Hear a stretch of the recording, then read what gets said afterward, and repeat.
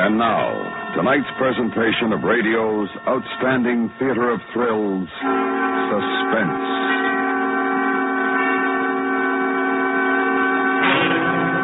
Tonight, we bring you a story of betrayal and retribution on Devil's Island. We call it The Stool Pigeon. So now, starring Mr. John Daner, here is tonight's suspense play, The Stool Pigeon.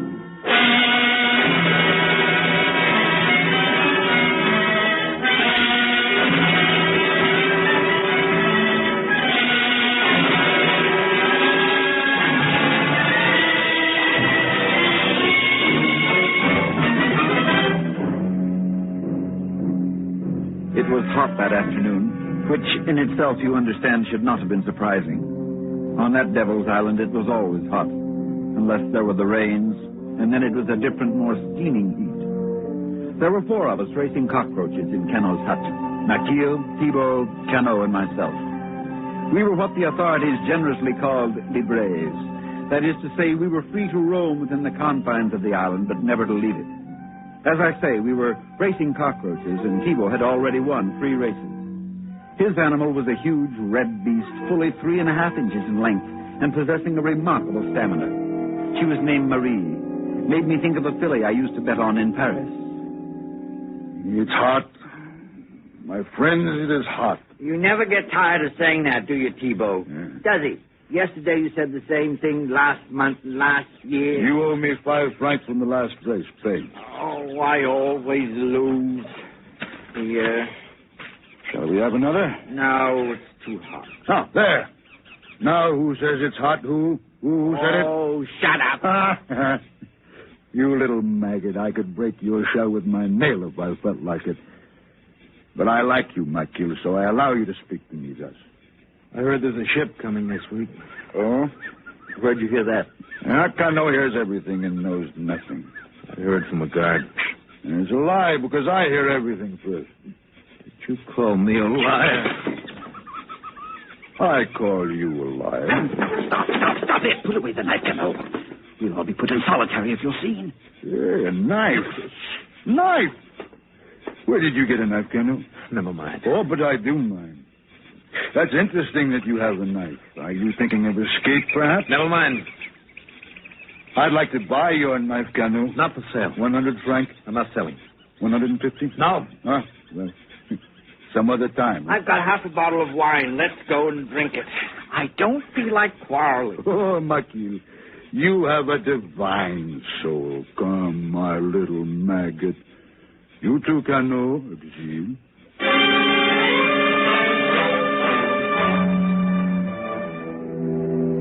Makil, he of the divine soul, had been on Devil's Island for 8 years. In Marseille, he had been, among other things, an habitual thief and arsonist. He stood 5'6" and had long been befriended by Thibault. Thibault was, by his very stature and past, the king of the libres on the island, a huge and gross man, towering over 6 feet. In Paris, he left behind him a series of syndicate murders for which he'd escaped the guillotine only by underground and political pressures. In spite of his terrible reputation and physical appearance, he was not an unfair man, and on the whole, well-liked by the rest of us. Cano was slim and dark, volatile as benzene. In a fit of jealous anger, he'd slit his wife's throat. A handy man with a knife, a moody, uncertain fellow, Cano. I was there because I was caught embezzling from the bank. A stupid thing to do, more stupid to be caught. I looked forward to 6 more years before release. Gone. Every last mortal drop. Half a bottle doesn't go far. Not for one with the mouth of a hippopotamus. I remember a wine in Paris, Montchet. Think of Emile. He might be tasting your wine soon. Away from this pest hole. How long has it been now? 9 days. No, 10. He escaped on the 14th. I give odds he never reaches Maribor. 5-1. Why not? Why shouldn't he? Well, the sharks, Cano. The sharks. Very bad this year, I've heard. And his boat wasn't much good either. Any other reason? Well, let's wish him luck by not talking about it. I'd like to talk about it. Martil, why else shouldn't he reach Maribor? You know how many have tried in the past 5 years and been caught. We all know, don't we, Thibault? Yeah. Someone informs. Someone tells that swine of a governor. Yes? We only think that. It's only a guess. Nobody's sure. Only a suspicion. Now, isn't that so, Exil? Someone who knows everything that's happening before anyone else. He's right. My friend, he's absolutely right. It's true. I've long suspected it myself, and it's wise that it should be brought out into the open. Someone on the island is an informer, making himself fat on the sufferings of others. I shouldn't want Emil to be caught. He was a friend, a good friend. Terrible thing if he were caught. The question is, who? Who not? It could be any one of 100, if it's true. That pig Louis Dodin, possibly Grosjean. Oh, one could imagine anything from him. What about Grosjean? Or Barret, or Proust, Gallinal, Munch. Maquille, Uxil, Thibault. Any one of us, even yourself, Canu. Oh, no, that is a dreadful thing to contemplate, Thibault. No, not one of us. Over here. Oh, have you seen Thibault? Oh, here you are. Dodin, huh? We were speaking of you a minute ago. What's the matter? It's Emile. What about Emil? He's been caught. Oh. They were waiting for him in a patrol boat off Nervo. They took him. Oh, sacrament. Now the question is, how did they know he was going to Maribor? I wonder. How did they know?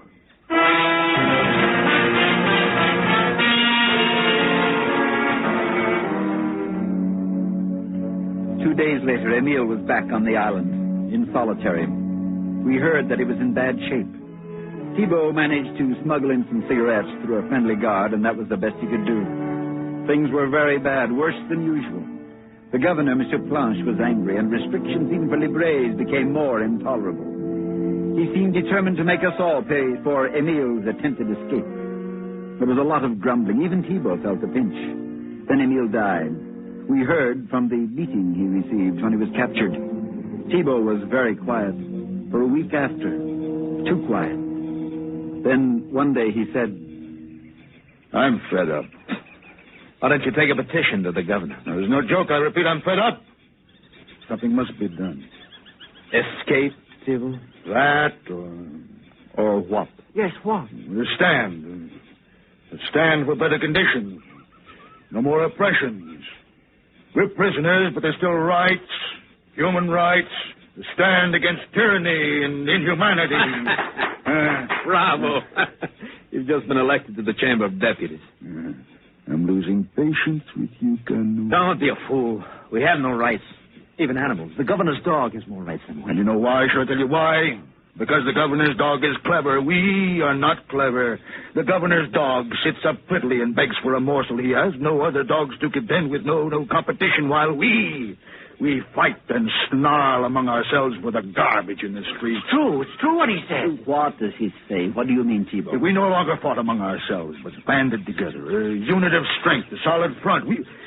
We could force the governor and the authorities in France to better our conditions. Then what do we do? Present a petition at Canopotit? No, perhaps not. Something more forceful, eh? No good would come of it. If there is to be action, I'd rather try and escape. How far would you get, Uxie? Are you forgetting the informer? We don't know. We don't know there's an informer. We suspect, but we suspect everything. There's nothing else to do. Suppose it's the natives who inform. They have before. Suppose the governor is just too smart for us. How many choices do we have anyway? Brazil, they turn us back. Dutch Guiana, Emile tried it. They're always watching. West Indies, Venezuela, in an open boat? Not much chance there. Or do you want the jungle? An informer doesn't lessen our chances too much, it seems to me. But it does lessen them. I have been thinking hard, my friends. We're agreed on one thing. Conditions could not be worse, huh? If we could escape, we would do so and take our chances. Yes. Therefore, there are two choices, it seems. Better conditions on the island or escape. And both impossible, I would say. You're a pessimist, Exil. That's why you'll never be a success. He's right, Exil. You'll never be a success. Go on, Thibault. I think that we may accept both choices, one dependent on the other. What do you mean? If we had better conditions, we might be able to escape. Can't you ever talk in a straight line? Now, which of us has the greatest opportunity to see the governor? Well, you have. You have, Thibault. You do his garden work. Exactly. Come on. Patience, my friend. Monsieur Planche strolls in his garden. Thibault, he says. Thibault, The roses are not looking very well today. He stands next to me and he says this. And for the indignity this petty official heaps on my head and for what he allowed done to Emil, I could stretch out my hands and strangle him in 5 seconds.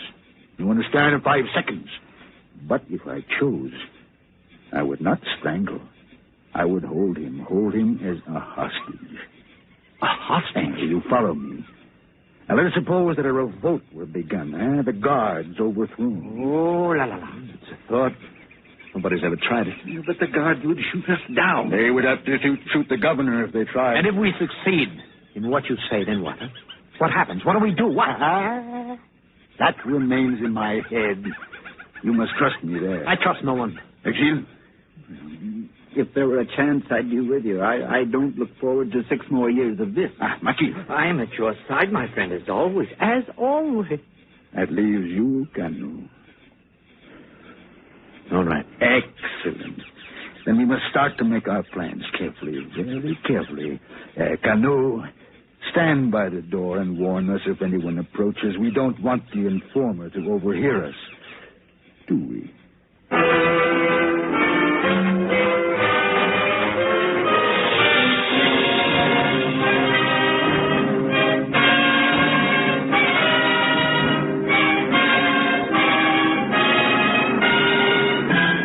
Listening to The Stool Pigeon, tonight's presentation in radio's outstanding theater of thrills, Suspense.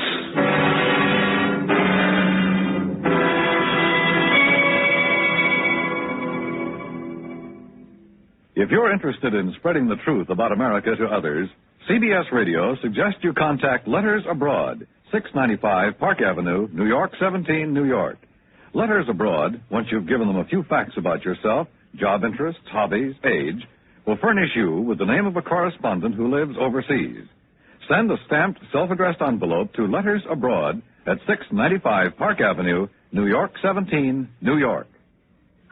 And now, we bring back to our Hollywood soundstage Mr. John Daner, starring in tonight's production, The Stool Pigeon, a tale well calculated to keep you in suspense.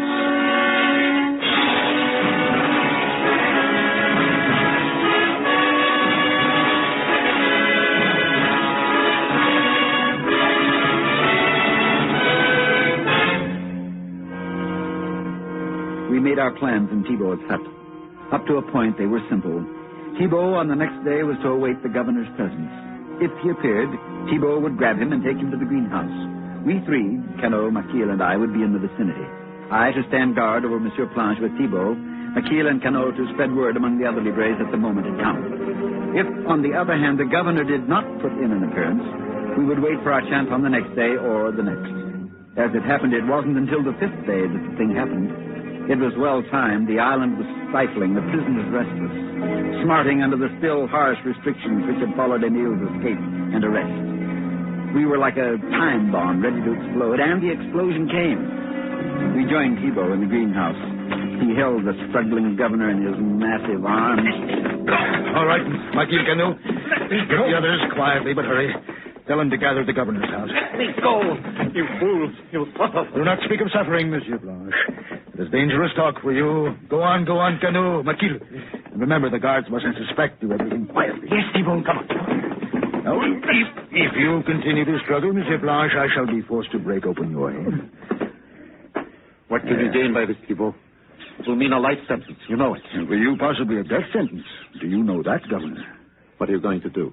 Hold you as a hostage. We demand our rights as men. You understand? As men. You have no civil rights. Human rights. My friend Emil died. He took his chance in escaping, but he wasn't shot. He was beaten to death. An accident. He resisted. Things must change. I can change nothing. The regulations are set in Paris. I simply carry them out. You overdo your authority. You must apply for better conditions for the men. I can do nothing. We shall see. Stay quietly now. We'll wait until the others come back.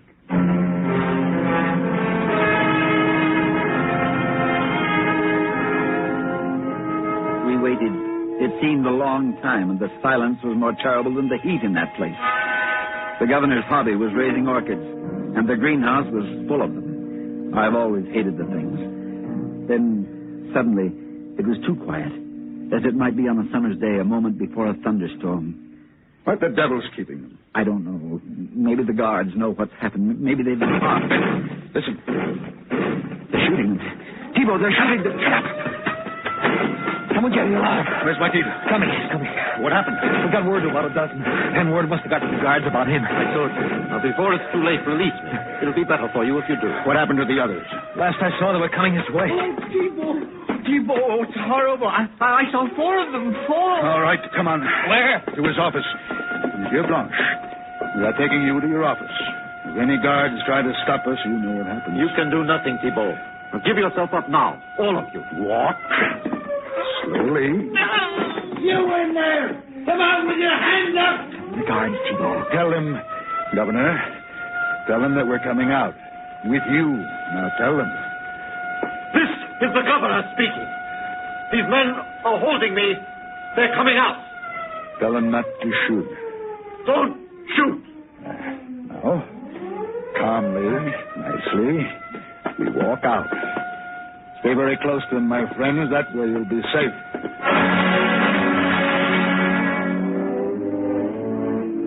As bees clustered around the honeypot, we sidled along the path, past the guards who stood no more than 20 feet from us. It must have been a ridiculous sight, but the honeypot was the governor and our protection from bullets. Then we were in his office. There were no others to join us, and the door closed. It was a strange thing. We none of us thought beyond the moment, and for that moment we were superior beings, prisoners no longer because we were now the captors. But when I glanced into the courtyard and saw the ring of guards looking up, rifles cradled in their arms, it was then another moment, and one, this time, of fear. What now? First, the siren must stop. It offends my ears. Governor, give the order. This is the governor. Turn off the siren.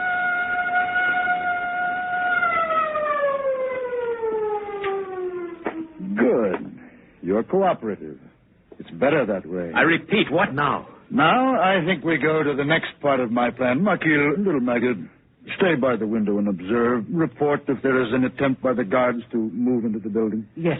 What do you think you can accomplish? Escape? Impossible. You know that. It's been done. When there's been no informer, it's been done. I don't know what you're talking about. First things first. Now we come to the matter of conditions here. I have told you. I know what you've told me, and I say to you, it is within your power to ease the suffering of the men. Give them better food, better medical care. Your concern for your fellow men touches me, Thibault. Did you have as much conscience over those you murdered? That is an entirely different matter. Enough of this, Thibault. What happens to My us? dear Canu, it is happening to us now. You'll see. Trust me. The devil with that talk. When do we get out of here? All in good time. Therefore, Governor, you will sign your pledge to do these things of which I have spoken. If I don't? I'll kill you. Slowly. I can. I've had practice. Let us suppose that I agree to this. What then? Then you don't die. Now, the second point. We have a chance to escape. No. A fair chance. Not the chance that poor Emil had, but then he had no chance at all, did he? There will be no escape. In order to escape, there must be secrecy. And there can be no secrecy when you know beforehand of the plan. You will not have a chance to escape. If you let me go, I warn you, I will deal with you all. There will be no escape. My dear Governor, I said nothing about when we attempt to make this escape. What are you talking about? Escape now, Thibault. Yes, of course, now. Each to his own desire for me. It may be now or sometime later, but the opportunity, if it comes, must at least allow a reasonable margin of success. That is up to you, Monsieur Blanche. What do you mean? Here now, the third point. I wish to know the name of your informer. The one who has, for what must be at least 5 years, supplied you with information concerning every thought and deed of the prisoners. There is no informer. You are lying, Governor. No, I have no need. You have a great need if you wish to go on living. What are you up to, Thibault? Don't interrupt His Excellency Carnot. He is about to tell us something. If I tell you, will you give yourselves up? I cannot speak for the others. For myself, yes. You pig. You'd sell us out? No, my dear Carnot. You're free to do as you will. Who is the informer, Monsieur Planche? I'm getting impatient. Who? Him. Ah. That is what I wanted to know. Then I ask you one favor, Governor. Do not be hard on these two. All this was done to gain what you just told me, nothing more. I don't understand you. My friend Emile. I have other friends. I should not want to see them go as he went. You had better escape now, Marquis. No, Thibault. It's not true. He's lying to you. Run, Marquis, run. Or I'll throw you out of the window. On my honor, Thibault, I'm your friend. You know me. I know you. Run. Gilles, Cano, you don't believe it, do you? Run, little maggot, outside. Quickly. No, Thibault, no. Hope that the guards shoot you. Please. Run. I would have cut his throat. That is murder, my friend. You wouldn't want that. I hope that your guards will shoot first and inquire later, Monsieur Blanc.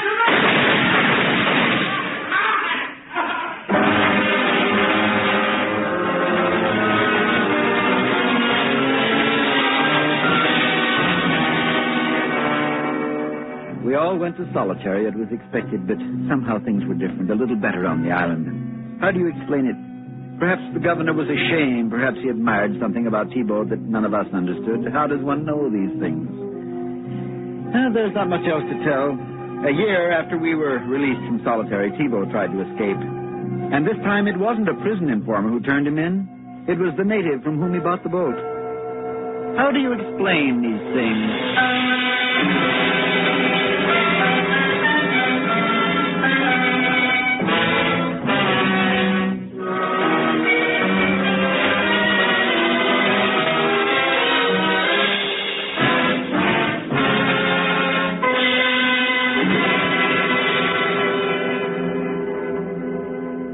Suspense, which Mr. John Daner starred in tonight's presentation of The Stool Pigeon.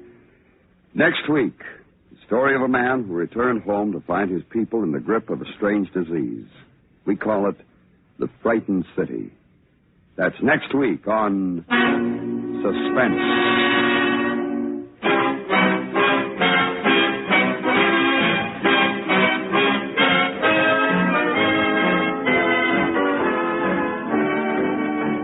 Suspense is produced and directed by Anthony Ellis, who wrote tonight's script. The music was composed by René Garrigan and conducted by Wilbur Hatch. Featured in the cast were Parley Bear, Joe Kearns, Tony Barrett, Jim Nusser, and Edgar Barrier. Tomorrow night on the FBI in Peace and War, a criminal comes up against a determined socialite who doesn't scare easy. And it isn't long before the G-men move in on the ex-con's new racket. Remember, the FBI in Peace and War, tomorrow evening over most of these same stations. Stay tuned now for George Herman in the news, followed by Disc Derby.